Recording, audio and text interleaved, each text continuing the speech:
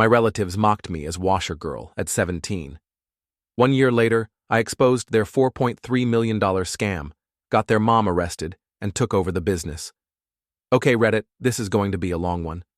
I, 19, female, need to write this down, 'cause honestly, my head's been spinning with everything that's happened. Really never thought I'd be sharing my life story here, but whatever. Here goes. It all started when my dad got diagnosed with cancer. I was 14, just starting high school, thinking my biggest problem was going to be algebra or something. Dad had been feeling tired for a while, but we thought it was just work stress, you know? Then one regular Tuesday after school, Mom sat me down in our kitchen and told me he had stage 4 pancreatic cancer. The next 6 months were like watching a movie of someone else's life. Dad got super sick, super fast, lost all his hair, lost so much weight. His favorite Chicago Bears jersey looked like a tent on him. He tried to keep joking around, still helped me with my math homework, even when he could barely sit up. The last thing he said to me was, "Don't let your mom's cooking kill you before I get back," when they took him to the hospital for the last time. That was just so Dad, always trying to make me laugh. He died on a Thursday. I remember because it was supposed to be pizza night. We'd always get a deep dish on Thursdays, and had been doing it since I was little. Instead, I was sitting in a hospital waiting room with those stupid, flickering fluorescent lights, watching my mom cry into her phone while telling our relatives. I thought that was going to be the worst part of my life. Boy, was I wrong. Mom totally lost it after Dad died. Started dating 2 months later. Said she needed to feel alive again or whatever. That's how she met Ralph.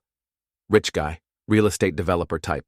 He started coming around all the time, bringing Mom fancy gifts, taking her on weekend trips. I tried to be happy for her. I really did. Dad wouldn't want her to be sad forever, right? But then she married Ralph, less than a year after Dad died. Didn't even tell me they were engaged. I found out when she told me to try on a junior bridesmaid dress she'd already bought. The wedding was at some fancy country club in Newport Beach. All of Ralph's rich friends were there, looking at us like we were some charity case Ralph had adopted. I spent most of the reception hiding in the bathroom, trying not to cry. That's when everything really changed. Mom and Ralph moved into his massive house in Newport Beach. We're talking about one of those places with a pool and a tennis court. But guess what? There wasn't room for me. Mom said I'd be more comfortable living with Dad's sister, Aunt Astrid, in Chicago. More comfortable for who, Mom? So I got shipped off to Chicago like some package nobody wanted. Aunt Astrid lives in this huge house in Lincoln Park with Uncle Marcus and my cousins, Michael, 17 male, and Rebecca, 18 female.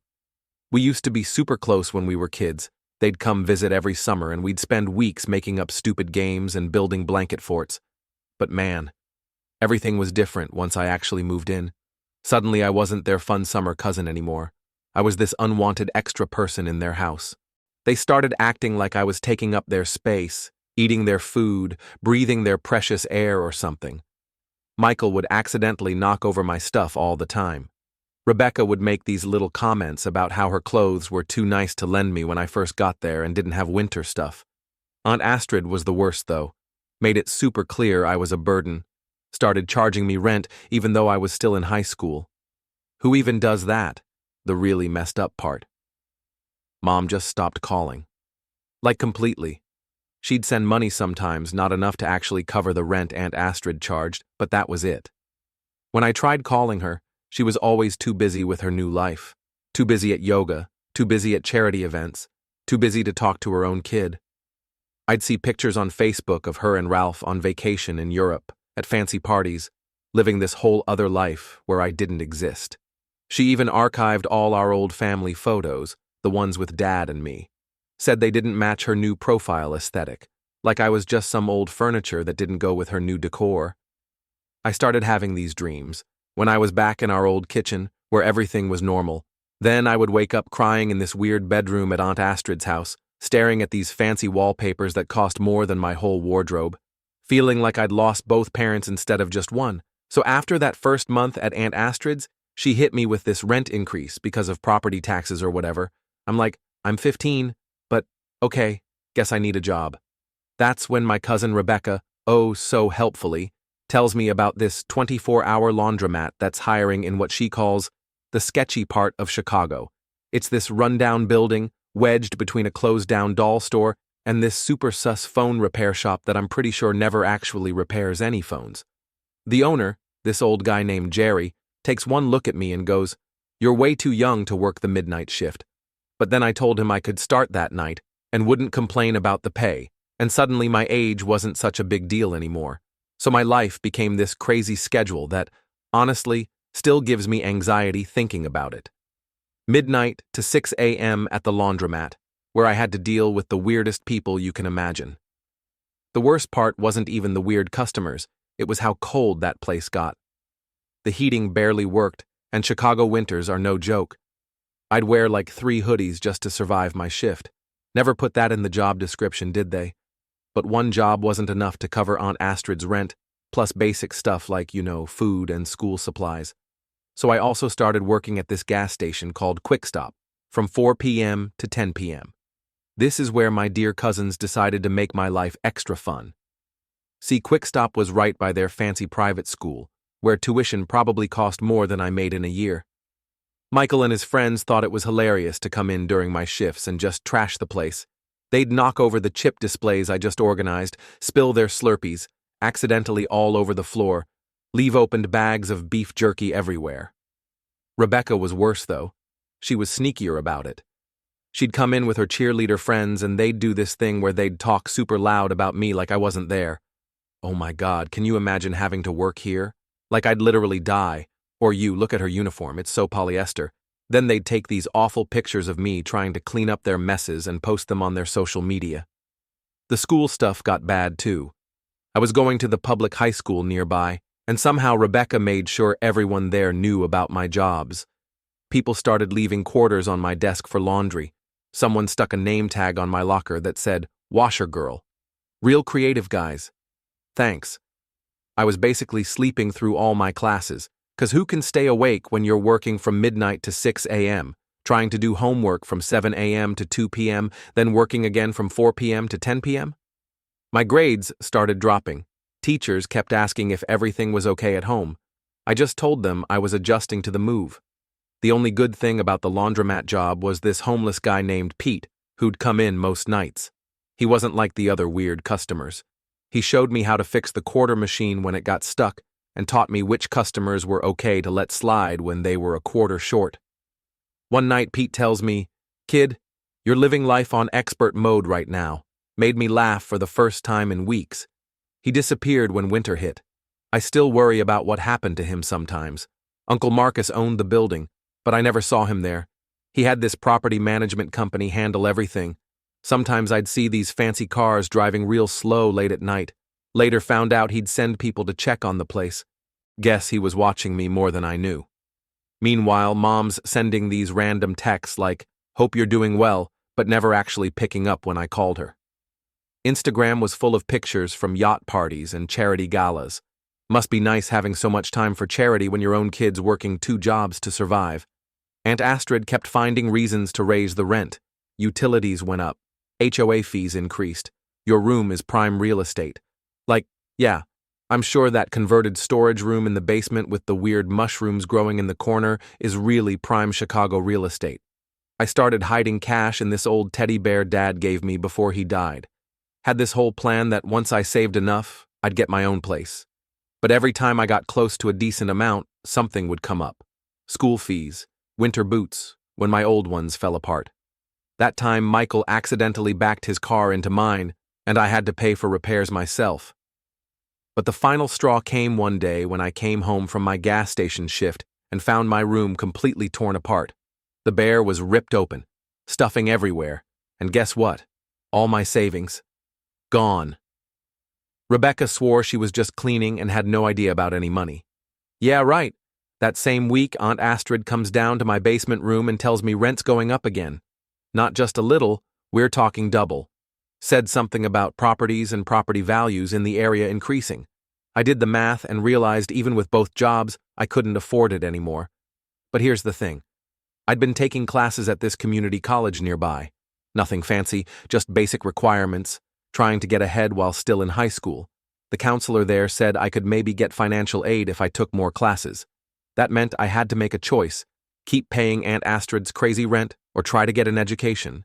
So I picked education. Didn't really have a plan, I just knew I couldn't stay there anymore. Packed up what could fit in my Toyota. The car had these weird rust spots all over it, and the heat only worked if you kicked the dashboard in exactly the right spot. But it was mine. First night sleeping in that car was actually kind of peaceful. Parked behind the laundromat. Used my work keys to sneak in and use the bathroom. Had this whole setup. Reclined the driver's seat all the way back. Used my work backpack as a pillow, layered like 5 blankets I'd borrowed from the lost and found box. Thought to myself, this isn't so bad. Then winter hit. Real Chicago winter. The kind where your spit freezes before it hits the ground. My car's battery started dying because of the cold, so I couldn't run the heat much. The hardest part wasn't even the cold, or the lack of sleep. It was trying to look normal at school.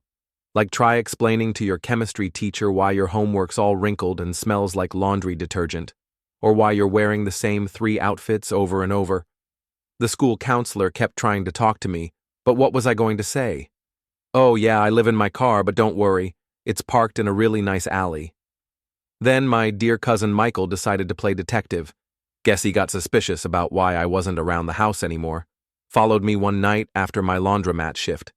Next day, their TikTok had this whole video series called My Homeless Cousin, a documentary. They filmed everything.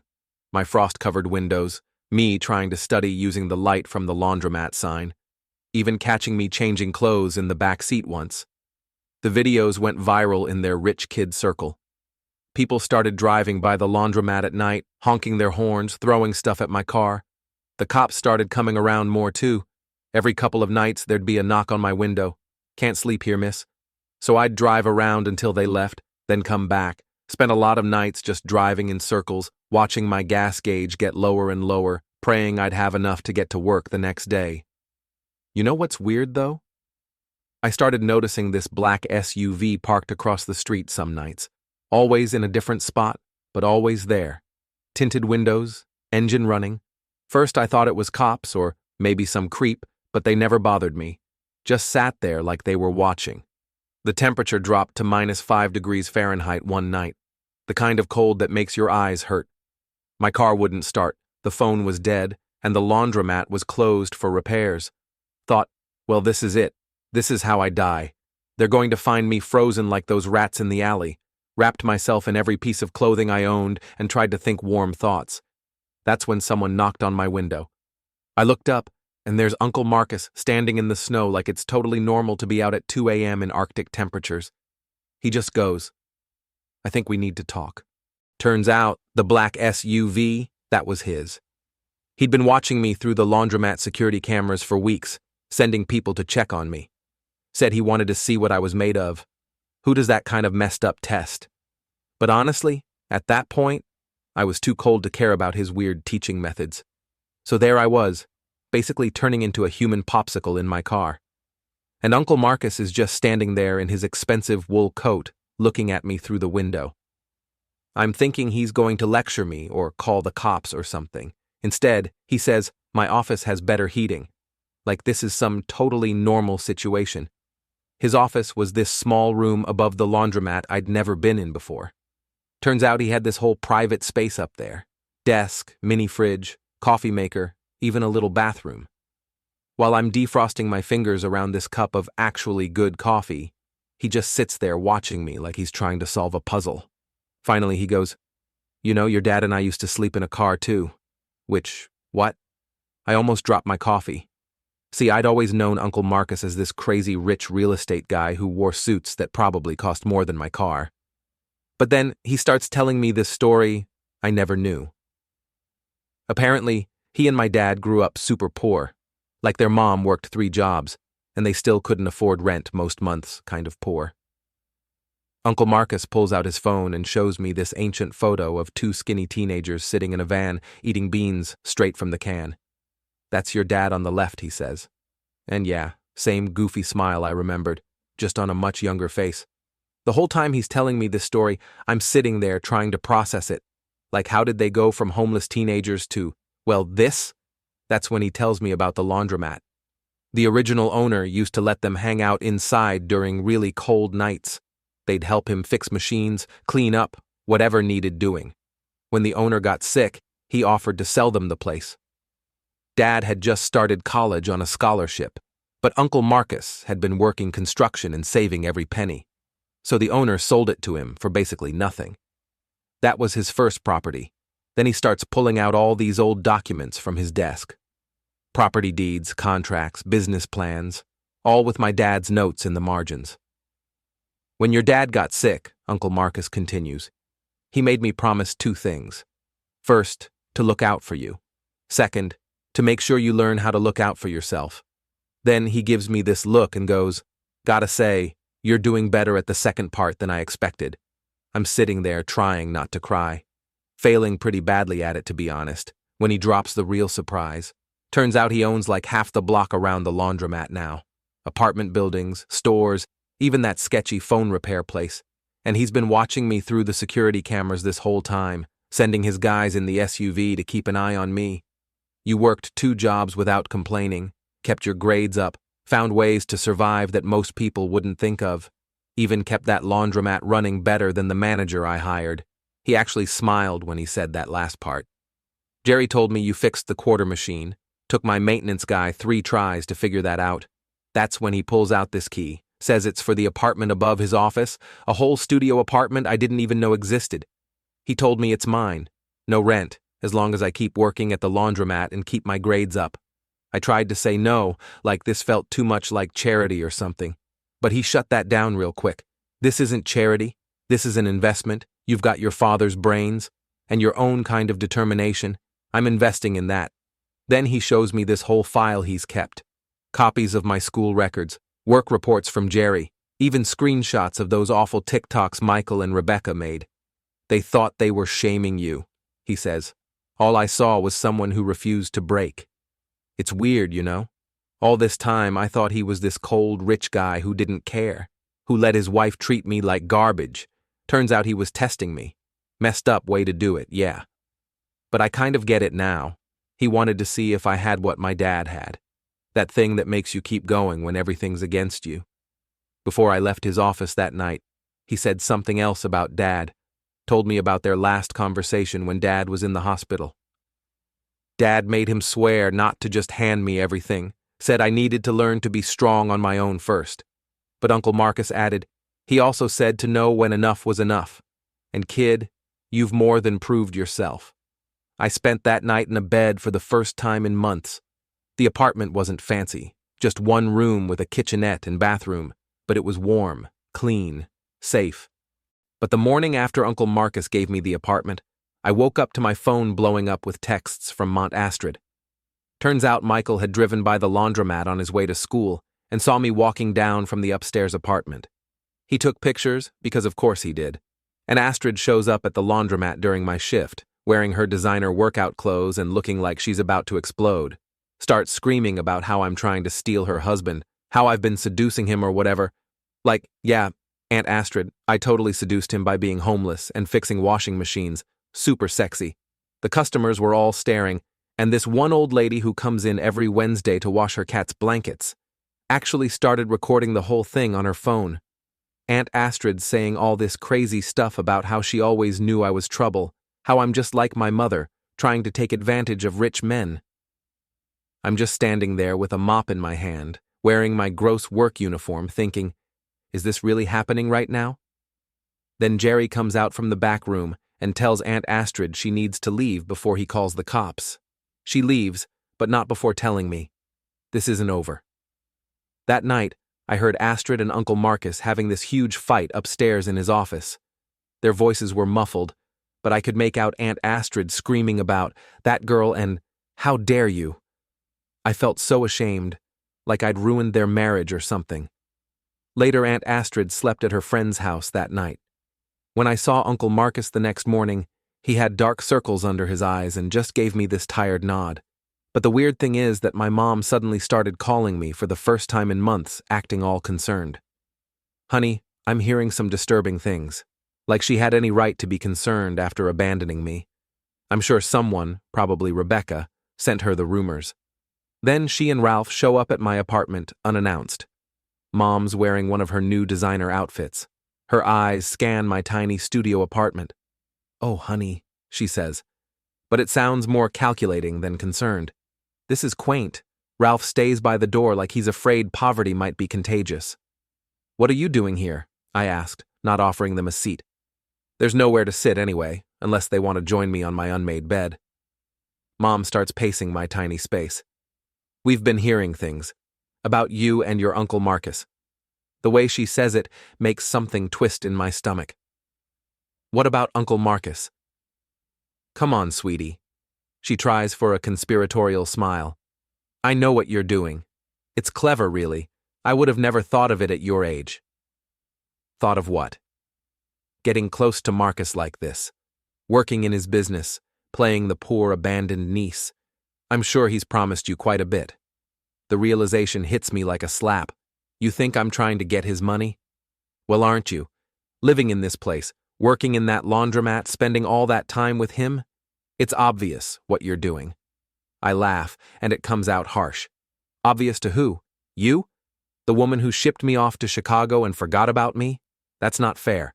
No, you know what's not fair. You disappeared when Dad died. You married Ralph. What, 10 months later? Send me to Aunt Astrid like I was some old furniture that didn't match your new decor. I was grieving, she says. But she's looking at her expensive watch, not at me. You were upgrading, I snapped back, trading up for a fancier life with your real estate husband and your charity galas. And now what?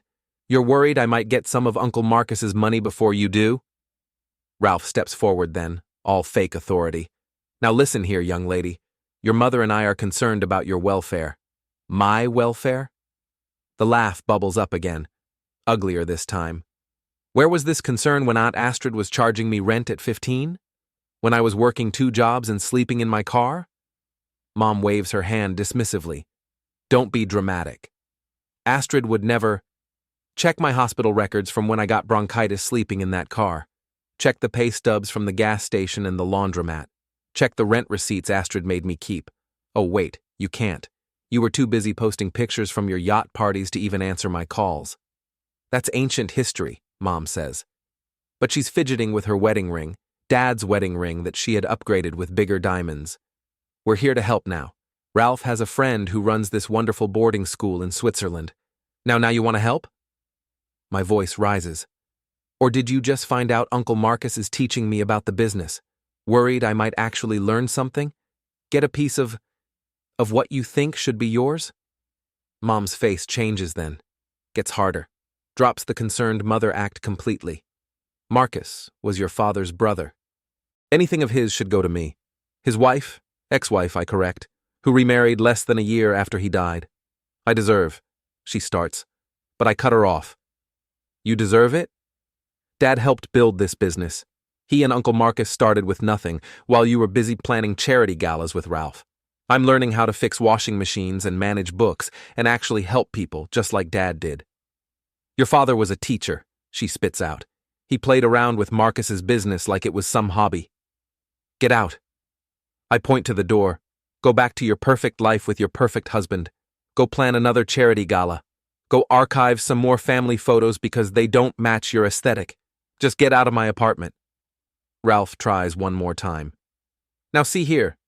No, you see here. I'm surprised by how steady my voice is now. I know exactly why you're both here. You heard I was working with Uncle Marcus and got scared. Scared I might actually earn something you think should be yours. But here's the thing. I'm not you. I'm not here for anyone's money. I'm here because Uncle Marcus gave me a chance when you threw me away. Mom's face goes red. How dare you? How dare I? How dare you come here pretending to care about my welfare when all you care about is your bank account? I walk to the door and open it. By the way, Mom, that pantsuit makes you look desperate. They leave. Mom muttered something about ingratitude, and Ralph was already on his phone. I close the door and slide down against it, shaking. Through the thin walls, I hear Mom's voice. I told you this would happen. That little gold digger is going to try to take everything. So after the whole drama with Mom and Ralph showing up, things got weirdly quiet for like a week. I was at work one night when Michael came running into the laundromat. He looked scared. Turns out he was using Aunt Astrid's iPad, A message popped up from someone saved as D that just said, "Everything's ready for next week. Astrid, baby, we're finally going to be free." Michael, being the nosy kid he is, opened the messages. Guess Aunt Astrid never logged out of her accounts on that iPad. Y'all, the D was Ralph, as in my step-dad Ralph, as in my mom's husband Ralph. They'd been texting for months. Michael found all these emails too, plans for them to take a bunch of money from Uncle Marcus's business and run away together. They'd been planning it for almost a year. Every time Aunt Astrid raised my rent, that money went straight into some secret account. Michael showed up because he didn't know what to do. For the first time in his life, this kid who'd made fun of me for being poor was realizing his mom was about to steal everything and leave him behind. I called Uncle Marcus. Not going to lie, part of me wanted to just let everything blow up after how they treated me. Would have been some nice karma. Uncle Marcus came down to the laundromat right away. Michael was still shaking when he showed Uncle Marcus all the messages. I've never seen Uncle Marcus look so blank, like his face just shut down. He made some calls. Turns out his lawyer had been suspicious about some business accounts for a while. The numbers weren't adding up, but Aunt Astrid handled all the paperwork. Uncle Marcus trusted her with everything, so nobody looked too close. The lawyer looked through every account, every transaction. Know how much they were planning to steal? $4.3 million? They'd already moved almost $1 million to offshore accounts. All those times Aunt Astrid complained about property taxes and utility bills, she was stealing that money too. But the real blow. Some of that money came from Michael and Rebecca's college funds. Their own mom was stealing their future to run away with my stepdad. Uncle Marcus had this whole team of lawyers and accountants come in. They found all these fake companies Aunt Astrid had set up. She'd write checks to these companies for maintenance or supplies, but the money just went to more secret accounts. While all this was happening, Aunt Astrid was acting totally normal. Still posting her workout selfies on Instagram, still running her PTA meetings, still pretending to be this perfect mom. Ralph was the same, taking my mom to charity events, buying her expensive stuff, playing the devoted husband. The lawyers said we needed to wait, get more evidence before confronting them, but Rebecca found everything on the iPad too. She came to my apartment one night, mascara all over her face from crying, asking if she could stay with me. First time in her life she didn't have a perfect place to sleep. It was weird having her there. This girl who'd made fun of me for being homeless was now basically homeless herself. She couldn't stand being in the same house as Aunt Astrid after learning everything. She slept on my tiny futon, used my cheap shampoo, wore my Target clothes, kept saying sorry for how she treated me. But honestly, watching her realize money doesn't make you a good person was enough. Uncle Marcus had his IT guys tracking all the accounts, watching every transaction. The plan was to catch them right before they tried to run, but Aunt Astrid must have figured out something was up because she started moving money faster. The next morning was Michael's 18th birthday party. Aunt Astrid had planned this huge thing at their house, hired a DJ catering, even got some mini golf set up in the backyard. She was acting extra nice to everyone, probably because she thought it was her last weekend there. Uncle Marcus decided that was when we'd confront them, have all the evidence ready, get everybody in one place. I remember Rebecca asking if we should warn my mom first, but Uncle Marcus said no. We needed to see her genuine reaction to know if she was involved.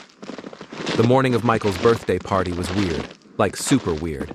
Aunt Astrid's running around arranging centerpieces and checking the catering while literally planning to disappear with my stepdad the next day. Rebecca and I were helping set up, both knowing everything was about to explode, trying to act normal. Michael looked like he was going to throw up every time his mom hugged him. Uncle Marcus had this whole plan.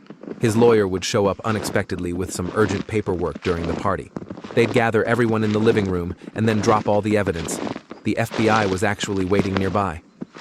Yeah, actual FBI agents. Because apparently stealing millions from legitimate businesses while planning to flee the country is kind of their thing. My mom showed up early, all excited about the party. She hadn't talked to me since the whole Switzerland boarding school thing, but she was acting like everything was fine. Ralph came in behind her carrying this huge wrapped present. Found out later it was some fancy gaming system. Guess he was trying to buy Michael's silence or something. The party started at 2 p.m., all these rich kids from Michael's school showing up in BMWs and Mercedes their parents bought them. The DJ's playing music, people are swimming in the pool. Everything looks completely normal, except Rebecca, Michael, and I are just watching. This file is longer than 30 minutes.